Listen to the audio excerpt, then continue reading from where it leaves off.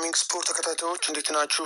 ለተሰኙ የአሚንግ ስፖርታዊ መረጃዎችን ይዘን ቀርበናል። በተለይም ደግሞ በትናንትናው ዕለት በ32ኛው ሳምንት በቼልሲና በማንቸስተር ሲቲ መካከል የተደረገውን ጨዋታ የምንመለከት ነው የሚሆነው። እንደዚሁም ከዛ በፊት በወራጅ ቀጠናው ላይ የሚገኘው ቶትናም ከሰንደርላንድ ያደረገውንም ጨዋታ እንመለከታለን። ሌሎችን ስፖርታዊ መረጃዎችን ወደ እናንተ የምናደርስ ነው የሚሆነው። በቅድሚያ ግን እንደገለጽኩት የቼልሲንና የማንቸስተር ሲቲን የስታንፎርድ ብሪጅ ጨዋታ አስቀድመን የምንመለከተው ነው የሚሆነው። በ32ኛው ሳምንት የእንግሊዝ ፕሪሚየር ሊግ ማንቸስተር ሲቲ ከሜዳ ውጪ ቼልሲን 3-0 አሸንፏል። ኒኮ ኦራይሊ፣ ማርክ ጌይ እና ጀረሚ ዶኩ ከረፍት መልስ ባስቆጠሯቸው ግቦች ማንቸስተር ሲቲ ቼልሲን 3-0 አሸንፏል። ሲቲ አንድ ተስተካካይ ጨዋታ እያለው ከአርሰናል ያለውን የነጥብ ልዩነት ወደ 6 አጥብቧል። በተለይም ደግሞ በሚቀጥለው ሳምንት አርሰናልም በሜዳው ኢትሃድ የሚያሸንፍ ከሆነ የነጥብ ልዩነቱ ወደ 3 ዝቅ ይላል። ቼልሲ ከ2021 በኋላ ማንቸስተር ሲቲን ማሸነፍ ያልቻለ ሲሆን ትናንትም በሜዳውና በደጋፊ ፊት ተሸንፏል። ሲቲ ከሊጉ መሪ አርሰናል ያለውን የነጥብ ልዩነት ማጥበቡን ተከትሎ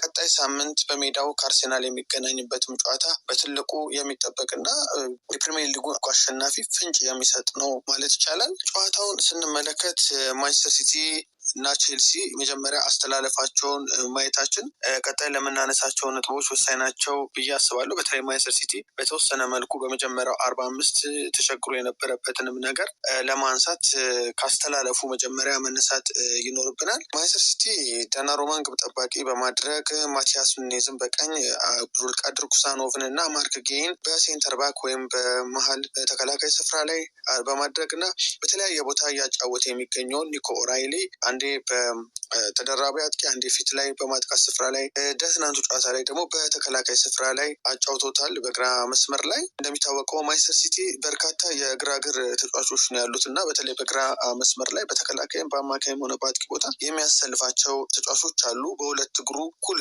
የሚጫወተውን በቀኝም በግራውም አንቷን ሴሜንዮን ጨምሮ በማንቸስተር ሲቲ ቤት ውስጥ ከቀኝ እግር ተጫዋቾች ይልቅ የግራ እግር ተጫዋቾች ይበዛሉ እና ኒኮ ኦራይሊም ለዚህ ምቹ ነው።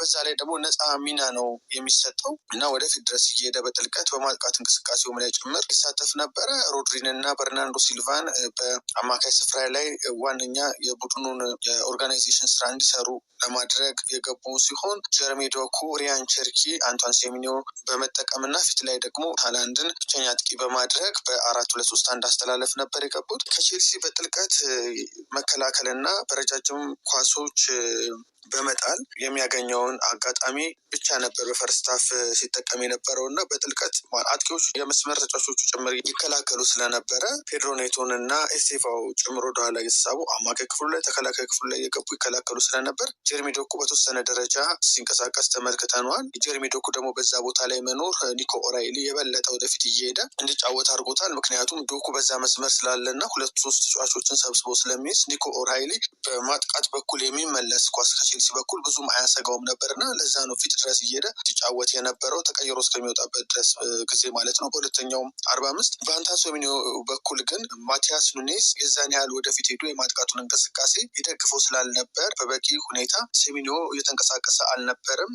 ኳሲሱ ወደ 16-50 እያጠበበ ለመግባት ቢሞክርም ብቻውን ነበር ከ2-3 የቼልሲ ተከላካዮች ጋር ገናኝ የነበረው። ማቲያስ ኑኔዝ በፔድሮ ኔቶ በሱ ቦታ መኖር በቦታው እዛው ሆኖ ቼልሲ በመልሶ ማጥቃት አንድም የሚጠቀምበት ቦታ የፔድሮ ኔቶ ቦታ ስለሆነ የቼልሲ ተከላካይ ኩክሬላም በዛ መስመር ከፔድሮ ኔቶ ጋር የተቀናጀ ወደፊት ሄዶ የማጥቃቱን ነገር የሚያንቀሳቀስ በመሆኑ ምክንያት እዛው በቦታው እሱን የሚያዝ እና አልፎ አልፎ ኳሶችን ብቻ ፓስ እንዲያደርግ ነበረ ተፈልጎ የነበረው። በማንቸስተር ሲቲ በኩል ሪያን ቸርኪም በኋላ ላይ በሁለተኛው 45 ወደ መስመር ወጣ ብሎ እንዲጫወት በማድረግ በአንቷን ሴሜንዮ በኩል ልክ ኒኮ ኦራይሊ እና ጀረሚ ዶኩ በሚደጋገፉበት ሁኔታ ቼንጅ በማድረግ በመቀየር ነው ኢሚዲየት ኢምፓክት ያመጣውና ቸርኪም እነዛን ሁለት ያለቀላቸው ኳሶችን አሲስት ማድረግ የቻለው ለኒኮ ኦራይሊ እና ለማርክ ጌይ ማለት ነው።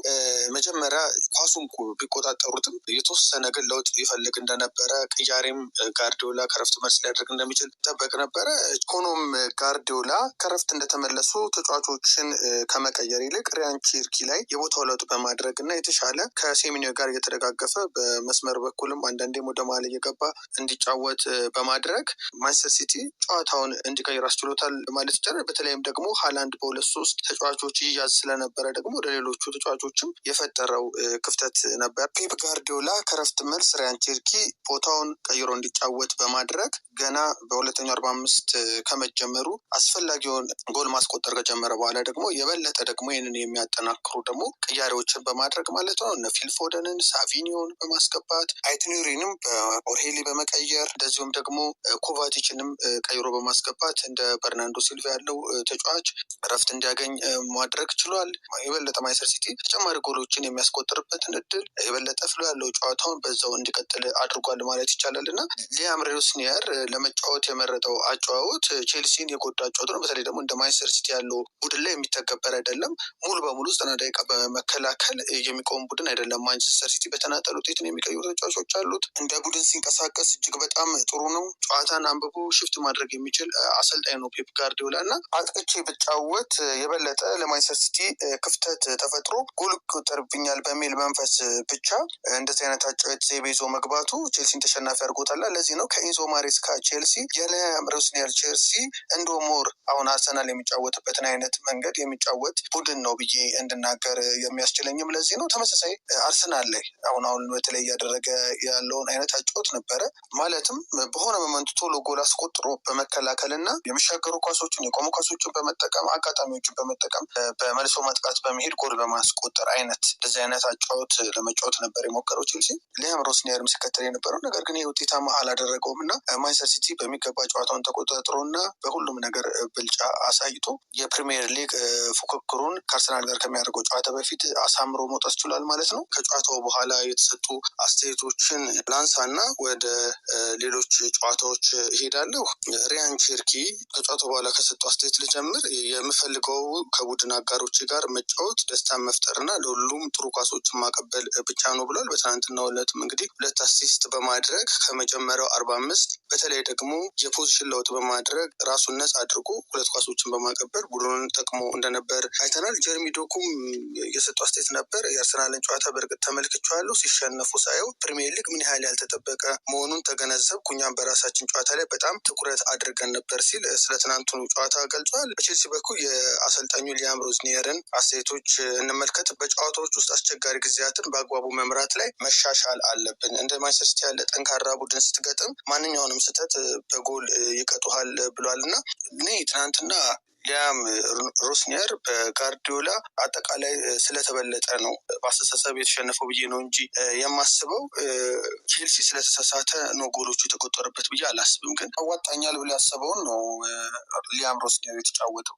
ጋርዲዮላ ተጫዋቾቹን ሽፍት በማድረግ የቼልሲን ጥቅጥቅ ብሎ የመከላከል ሁኔታ ገና ተጫዋቾችን ሳይቀይር የሰበረበት መንገድ ነው ኢሚዲየት ኢምፓክት ያመጣለት እንጂ ቼልሲዎች ስህተት እየሰሩ ስለነበረ አይደለም።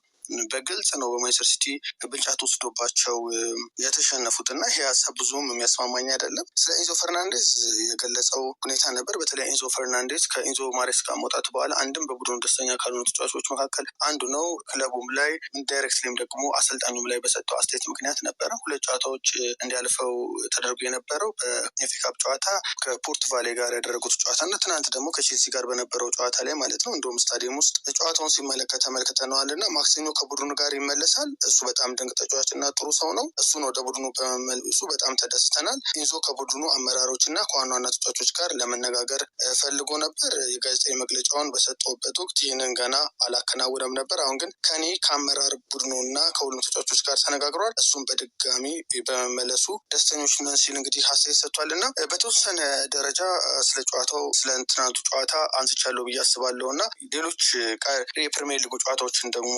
ስንመለከት በተለይም ደግሞ ለእኔ በ10 ሰዓት ላይ ከተደረጉት ጨዋታዎች ማለትም ክሪስታል ፓላስ ከኒውካስል ዩናይትድ እና ኖቲንጋም ፎረስት አስቶን ቪላም ካደረጉት ጨዋታ በላይ በጣም ወሳኝ ጨዋታ የነበረው የሰንደርላንድ እና የቶትናም ጨዋታ ነው። በተለይም ደግሞ ቶትናም ላለመውረድ እያንዳንዱ ጨዋታ አስፈላጊው በሆነበት ሰዓት በጣም የሚጠበቅ ጨዋታ ነበር ከቼልሲ እና ከማንቸስተር ሲቲ ጨዋታ በፊት። በትናንትናው ዕለት እኔ ቶትናም በሮቤርቶ ዴዘርቪ ሊጫወት በመረጠው አጨዋወት አስተላለፍ ምክንያት ቢያንስ እንኳን እንኳን ከሰንደርላንድ ነጥብ ተጋርቶ እንዳይወጣ ሆኗል ብዬ ነው የማስበው። የማይጠበቅ ከሮቤርቶ ደዘርቢ ለኔ የማይጠበቅ አስተላለፍ ነው ብዬ ነው የማስበው። 3 የማጥቃት ተጫዋቾችን ነበር አስገብቶ የነበረው ሪቻርልሰንን እና ኮሎሙዋኒ፣ እንደዚሁም ፊት ላይ ዶሚኒክ ሶላንኬን በማስገባት በተለይ አማካይ ክፍሉ እጅግ በጣም ስስ ነበርና በኢያን ጋላጋር እና አንድሬ ግሬ በቀጥታ ወደፊትም እየሄዱ ለአጥቂዎቹ ኳስ ለማድረግ በሚያደርጉት እንቅስቃሴ መሀል ክፍሉ በጣም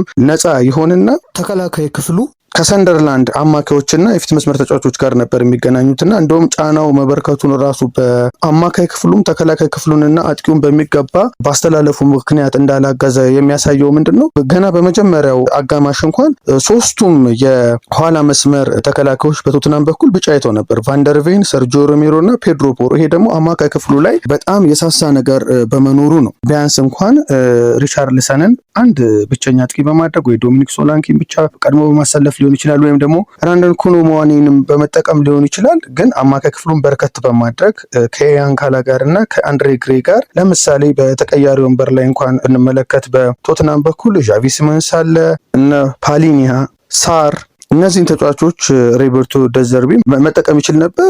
እንደዚህ አድርጎ ቢሆን ኖሮ መከላከሉንም ሆነ የማጥቃቱንም ሁኔታ መደገፍ ይችል ነበርና 3ቱ አጥቂዎች በአንድ ላይ መሰለፋቸው ቶትናም የበለጠ እንዲጠቃና ተጫዋቾቹም እንዲባክኑ ነው የሆነው። ሰንደርላንድ እንደውም በጣም በጥሩ ሁኔታ የሚጨርሱ አጥቂዎች ክሊኒካል ሆነው የሚጨርሱ አጥቂዎች ስላልነበሩት ነው እንጂ 3-1 4-1 ጨዋታውን ሊያሸንፍበት የሚችልበት እድል ነበረ። እነ ግራኒት ዛክ ያገኙት እድል አለ። እንደዚሁ ሌሎችም ተጫዋቾች ኳሶችን በመሳታቸው ነው እንጂ ቶትናም ሆትስፐር በሰፊ ጎልም ሊሸነፍበት የሚችልበት እድል አለና በቀጣይ ጊዜ ለሚያደርጉት ጨዋታ አንድ ነገር ለሮቤርቶ ደዘርቢ ሰጥቷቸው አልፏል ብዬ አስባለሁ። የትናንቱ ጨዋታ በሌሎች የፕሪሚየር ሊግ ጨዋታዎች ኖቲንግሃም ፎረስት ከአስቶን ቪላ አንዳቻ ተለያይቷል። አስቶን ቪላ ነበር ግብ በማግባት ቀዳሚ የነበረው። በኋላ ግን ኖቲንግሃም ፎረስት በኒኮ ዊሊያም ጎል አቻ መሆን ችሏል። ክሪስታል ፓላስ እና የኒውካስል ጨዋታም ደግሞ በክሪስታል ፓላስ 2-1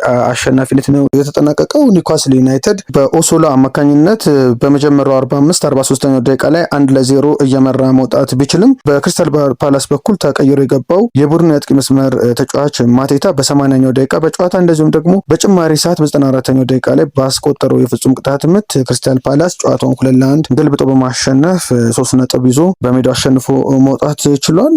ወደ ሌሎች አጫጭር ስፖርታዊ መረጃዎች ስናልፍ የአሰልጣኝ ቅጥር ዜና እናስቀድማለን። በቡንደስሊጋው ታሪክም ሆነ በአውሮፓ ሊጎች የወንድ ቡድንን የሚያሰለጥን የሴት አሰልጣኝ አልተመለከትንም። በሴቶች እግር ኳስ ነው አብዛኞቹ ሴት አሰልጣኞች ሲያሰለጥኑ የምንመለከተው። ምናልባት ወንዶች የሴቶችን እግር ኳስ ቡድኖች ሲያሰለጥኑ እናያለን እንጂ አንድ ሴት የዋና ቡድን የወንዶች እግር ኳስ ቡድንን ኃላፊነት ተረክባ ስታሰለጥን አልተመለከትንም እና አሁን ግን ይህ ነገር ለመጀመሪያ ጊዜ ሆኗል ማለት ይቻላል እና በጀርመን ቡንደስሊጋ ሜሪ ሉዊስ ኤታ በአውሮፓ የወንዶች ቡድን ለማሰልጠን የተሾመች የመጀመሪያዋ እንስት አሰልጣኝ መሆን ችላለች። የ34 ዓመቷ አሰልጣኝ በቡንደስሊጋው የሚወዳደረው ኡኒየን በርሊንን እስከ ውድድር ዓመቱ መጨረሻ በጊዜያዊ አሰልጣኝነት ለመምራት ቡድኑን ተረክባለች። ኤታ እግር ኳስም በአማካይ ስፍራ ተጫውታ ያሳለፈች ሲሆን ጫማዋን ከሰቀለች በኋላ ፊቷን ወደ አሰልጣኝነት አዙራለች። የሀገሯ ጀርመን ታዳጊ ሴቶች ብሔራዊ ቡድን ስትመራ የቆየችው ማሪ ሉዊስ ኤታ በ2023 የኡኒየን በርሊን ረዳት አሰልጣኝ በመሆን ክለቡን ተቀላቅላ ነበር። አሁን ደግሞ ዋና አሰልጣኙ ስቴቨን ቡምጋርት ሲሰናበት መንበሩን እንድትረከብ ተመርጣለች። በዚህም ትልቅ ተቀባይነት ባላቸው 5 ታላላቅ የአውሮፓ 5 ሊጎች የወንዶች ቡድን እንድትመራ የተመረጠች የመጀመሪያዋ አሰልጣኝ እንድትሆን አድርጓታል። ኡኒየን በርሊን በቡንደስሊጋው ከወራጅ ቀጠና በ7 ነጥብ ርቆ 11ኛ ደረጃ ላይ ተቀምጧል። ሜሪ ሉዊስ ኤታ ትልቁ የቤት ስራዋ በቀሪ 5 ጨዋታዎች ክለቡን ከወራጅ ቀጠና ስጋት ማለቀቅ ይሆናል ማለት ነው። ይህን የቤት ስራዋን ስታጠናቀቅ በቀጣይ ውድድር ዓመት የክለቡን ሴቶች ቡድን እንደምትረከብ ቢቢሲ ስፖርት ዘግቧል። ጃክ ዊልሼር የመጀመሪያውን ዋንጫ አንስቷል። የቀድሞ የአርሰናል እና የእንግሊዝ ብሔራዊ ቡድን አማካይ ጃክ ዊልሼር በአሰልጣኝነት ስራው ሉተን ታውንን በእንግሊዝ ሊግ የፍጻሜ ጨዋታ ስቶክፖርት ካውንቲን 3-1 በሆነ ውጤት በማሸነፍ ዋንጫው ባለቤት እንዲሆን አስችሏል። በዌምብሌ ስታዲየም ከ49,000 በላይ ተመልካቾች በተገኙበት የፍጻሜ ጨዋታ ሉተን ታውን በመጀመሪያው አጋማሽ በአዳማ ሲዴቤህ ግብ መሪነት ተወስዶባቸው የነበረ ቢሆንም በናሃኪ ዌልስ 2 ጎሎች እና እንደዚሁም ደግሞ ኤሚሊዮ ላውረንስ ግብ 3-1 በማሸነፍ ቻምፒዮን ሆኗል። ይህ ድል ሉተን ታውን በታሪኩ ለሁለተኛ ጊዜ በዚህ ውድድር ዋንጫ ያነሳበት ሲሆን ለቀድሞ የአርሰናል ተጫዋች ጃክ ዊልሸር ደግሞ በአሰልጣኝነት ስራው የመጀመሪያ የዋንጫ ድል ሆኖ ተመዝግቧል። በመጨረሻም የኢትዮጵያ ሴቶች ከ17 ዓመት በታች ቡድንን እንመልከት።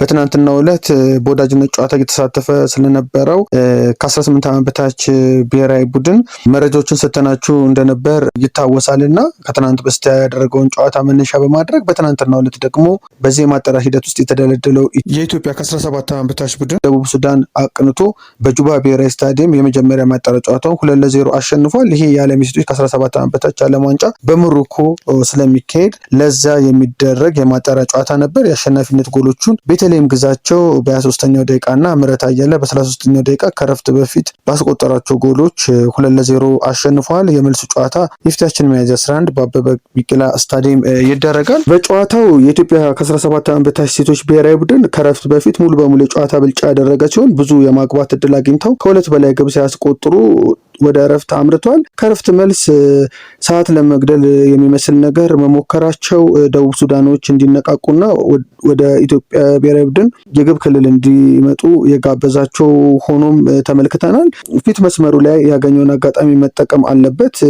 በቀጣይ ጊዜ እንደ ቡድን ጥሩ ቢሆንም የመልሱ ጨዋታ ላይ የተሻለ ነገር ለማሳየት በተለይም ደግሞ በአጥቂ መስመሩ ላይ የበለጠ መስራት እንደሚገባቸው ሻርፕ ሆኖ በመጨረሱ በኩል ጨዋታው አመላክቶ አልፏልና በቀጣይ እንግዲህ በአበበ ቢቂላ ስታዲየም በሚደረገው ጨዋታ ይህን ነገር አስተካክለው ይገባሉ ተብሎ ይጠበቃል። የኢትዮጵያ ከ17 ዓመት በታች ሴቶች ብሔራዊ ቡድን አድማጮቻችን ለተሰኙ ያዝናቸው አጫጭር ስፖርታዊ መረጃዎችን ይመስላሉ።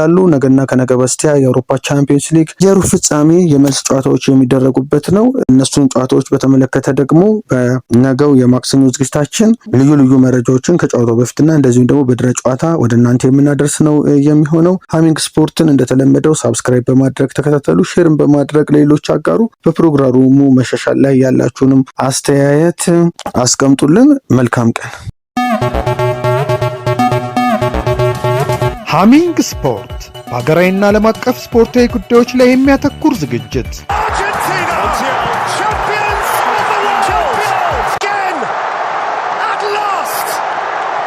በሃሚንግ ስፖርት የስፖርት ዜናዎች፣ በተመረጡ ርዕሶች ላይ ውይይት፣ የእንግዳ ዝግጅት፣ የስፖርተኞች ግለ ታሪክና የሴቶችን እግር ኳስ በልዩ ሁኔታ ይዳስሳል።